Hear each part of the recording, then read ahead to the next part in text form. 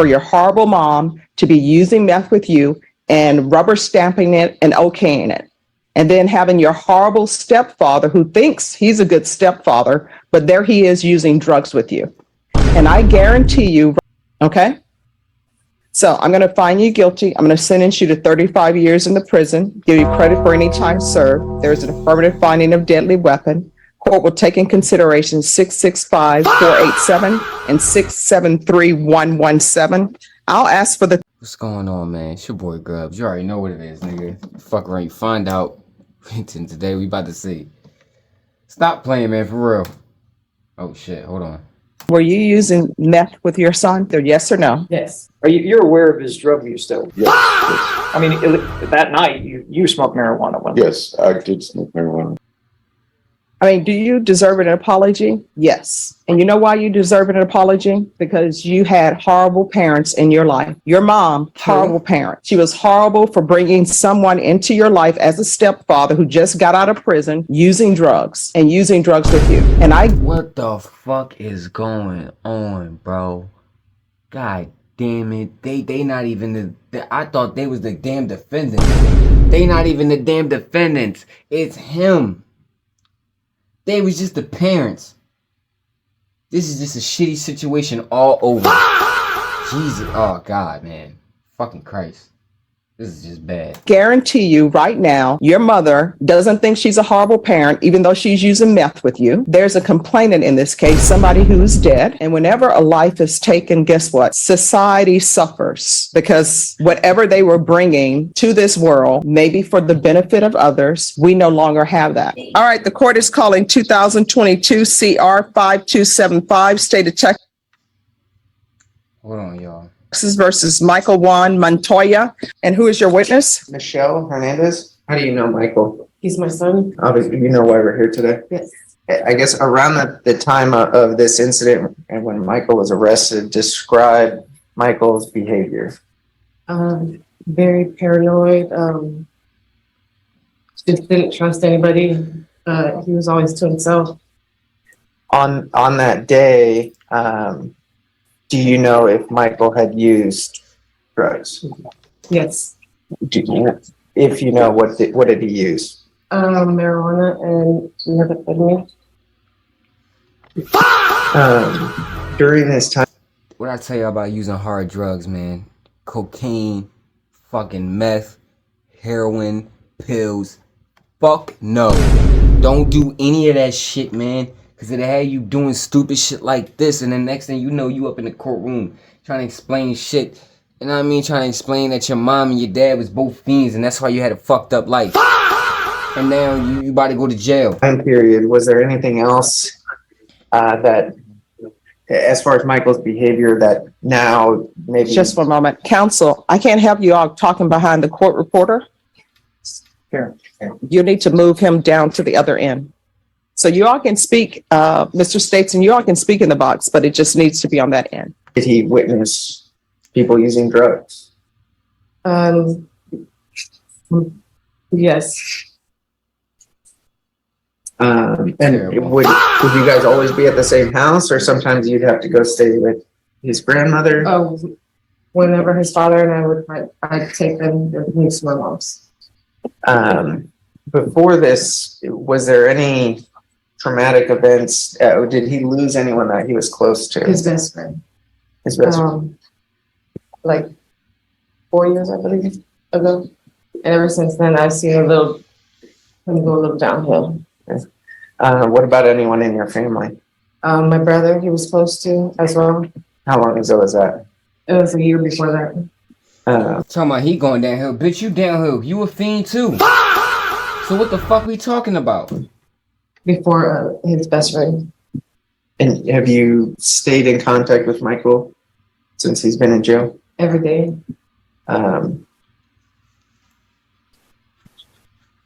Is there... I'm sorry, y'all. The fuck? Is there anything else? Or I guess let me ask you this. You brought with you a notebook here today, is that right? Yes. Okay. And what's in the notebook? It's just pictures of Michael, a few of them that I have left over. I lost a lot of my things. And there's him growing up with other family members or friends. Did we tender it to the court? We're gonna. Those sweet photos of him as a kid don't mean shit to the court. Alright, you know what I'm saying? Like, no, talk about the good things he's done for people. That would help. No. Him being a good kid, we don't fucking care. Judge, I've viewed it. There's no objection. All right, the court will review that. And I know how moms are about photographs, at least how my mom is.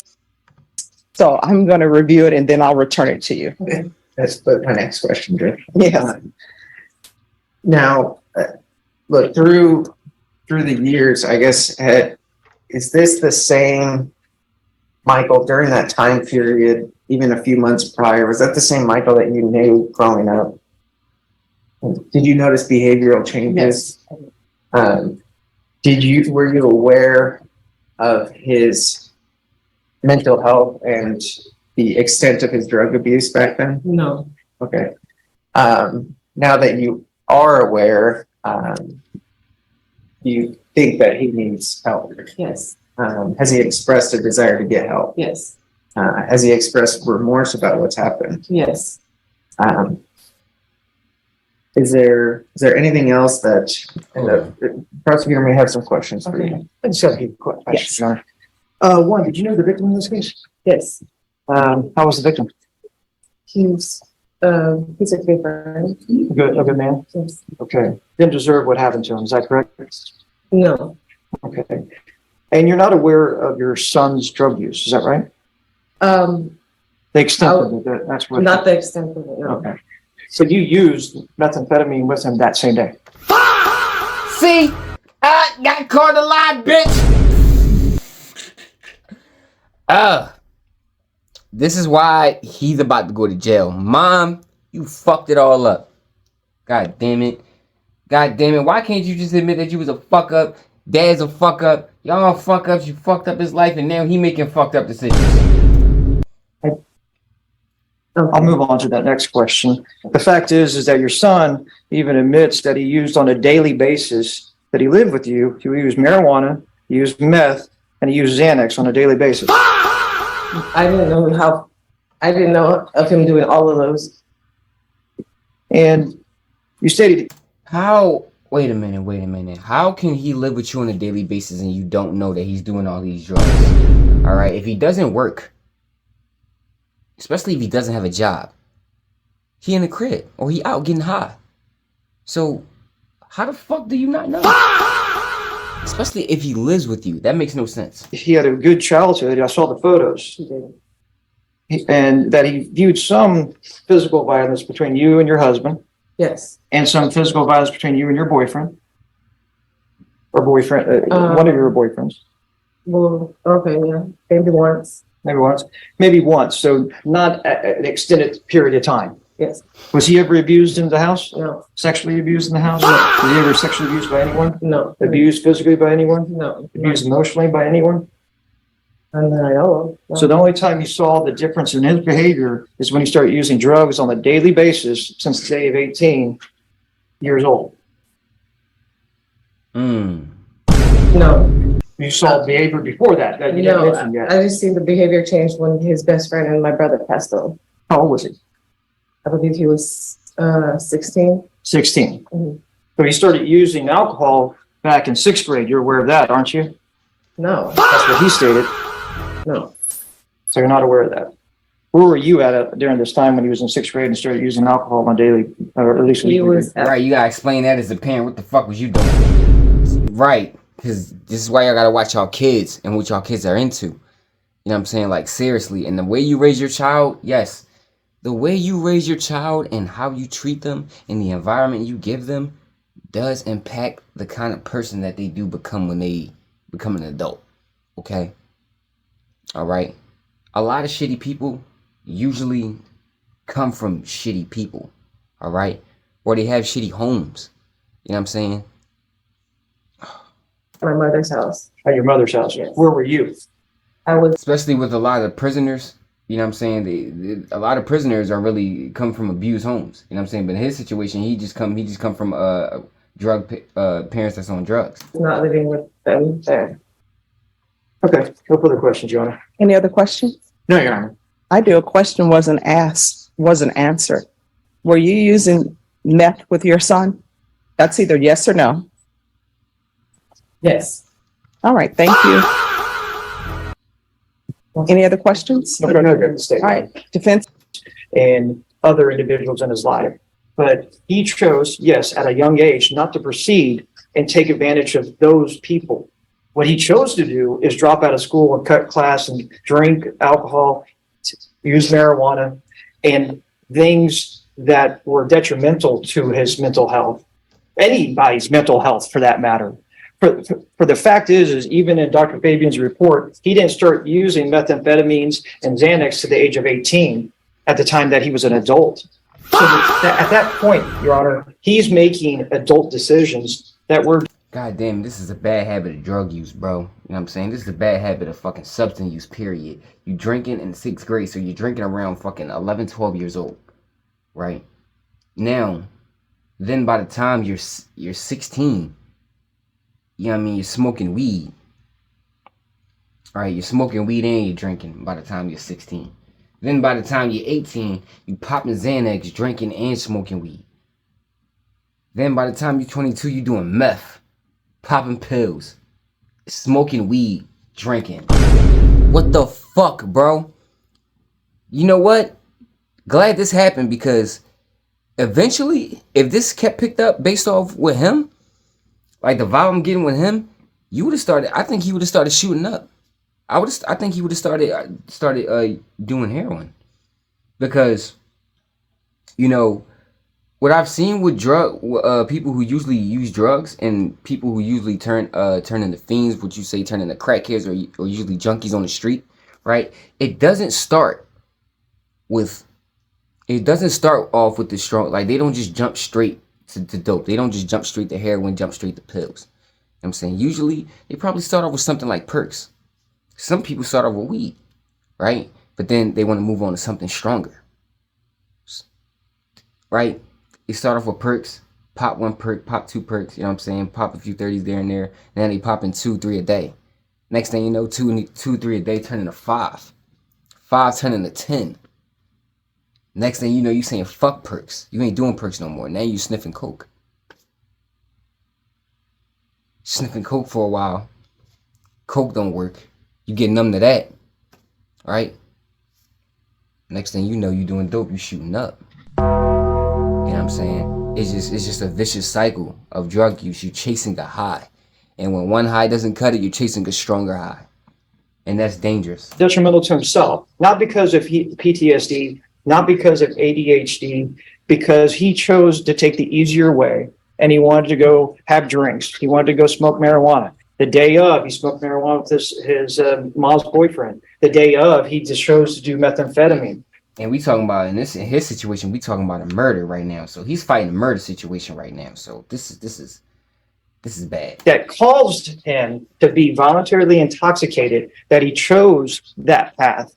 So the fact that defense is asking for a sentence of 15 years is not appropriate in this case. 35 years in this type of case is appropriate because this person chose to go down the path he chose. Jesus. Granted, everybody has their childhood, everybody has their past. All right.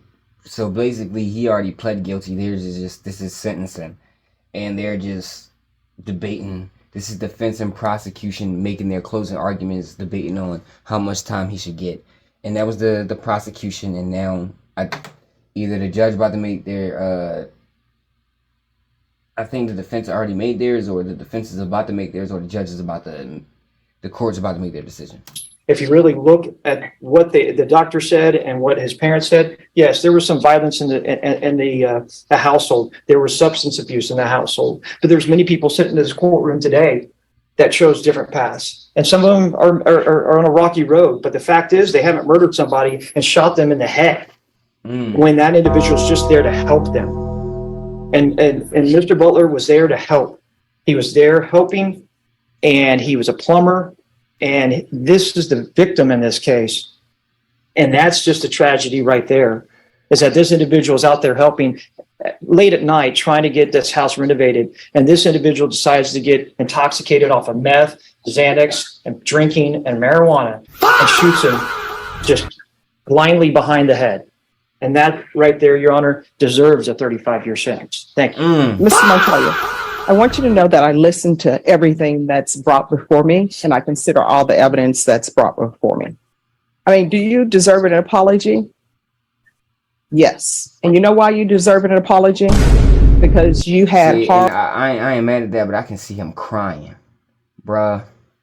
None of that shit mean nothing now, bro. Especially when it comes to murder, bro. Took somebody's life, dog, and you up here in the courtroom, they don't care about none of that shit.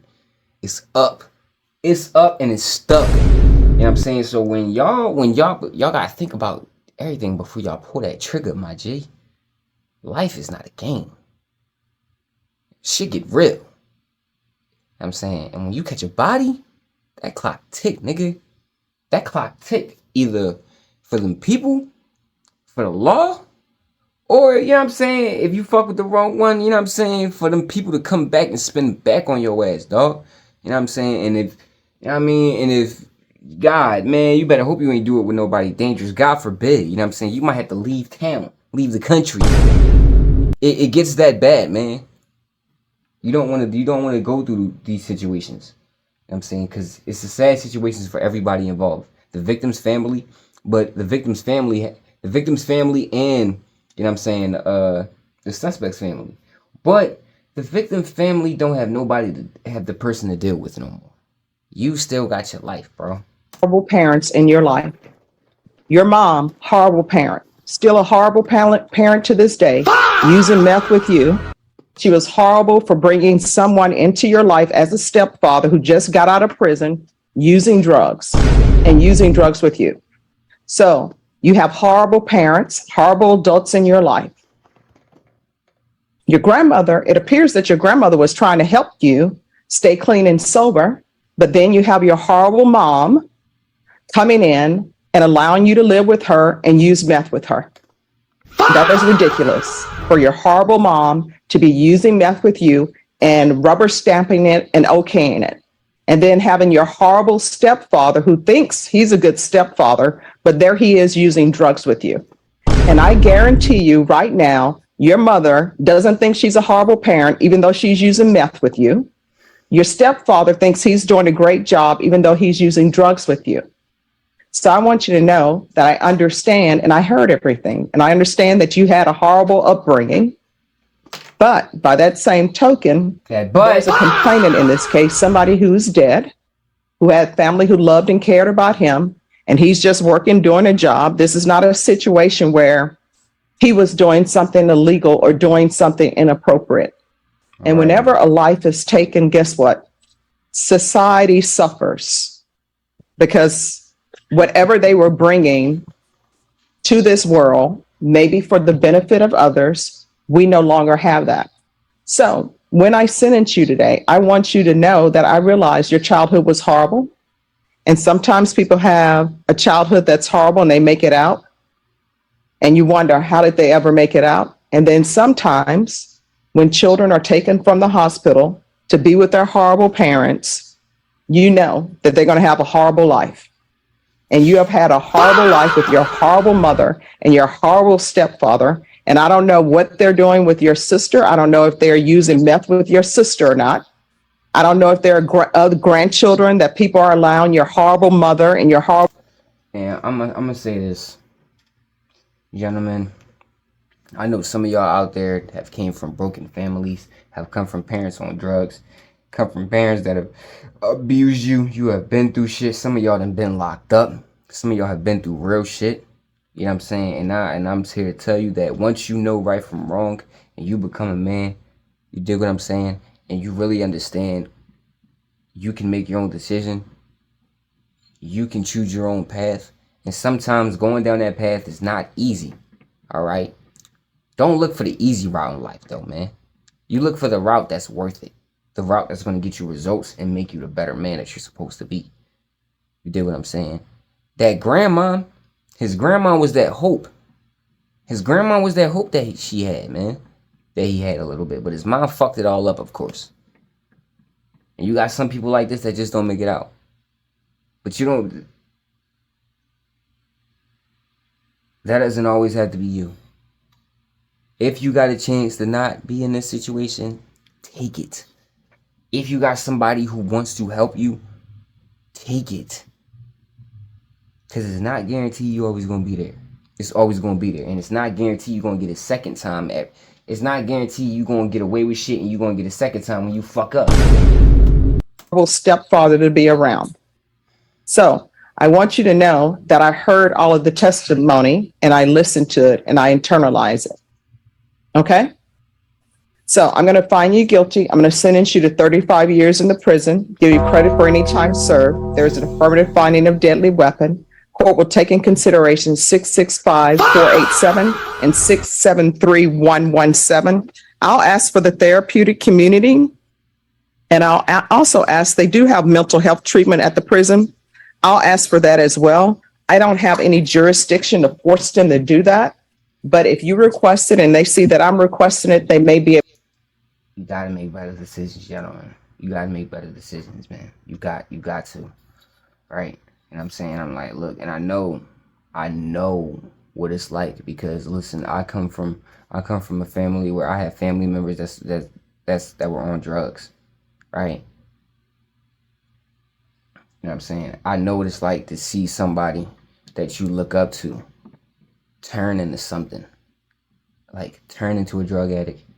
And then you see how drugs just take over their life.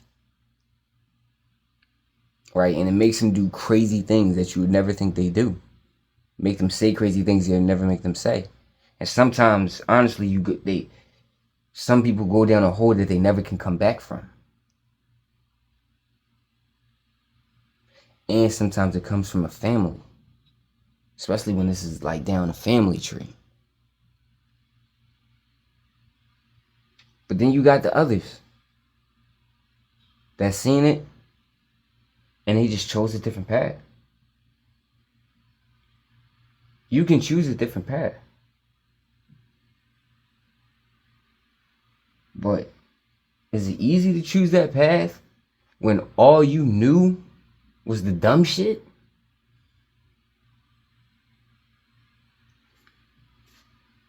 Still gotta live with your decisions. Gotta make better ones, yo. Able to do that for you, okay? Y'all stay up. Y'all stay cool. Y'all stay down. Y'all stay out the way, man. Bad, John. It's your boy Grubs and I'm out this motherfucker. Show you what's entitled trial court. Shit.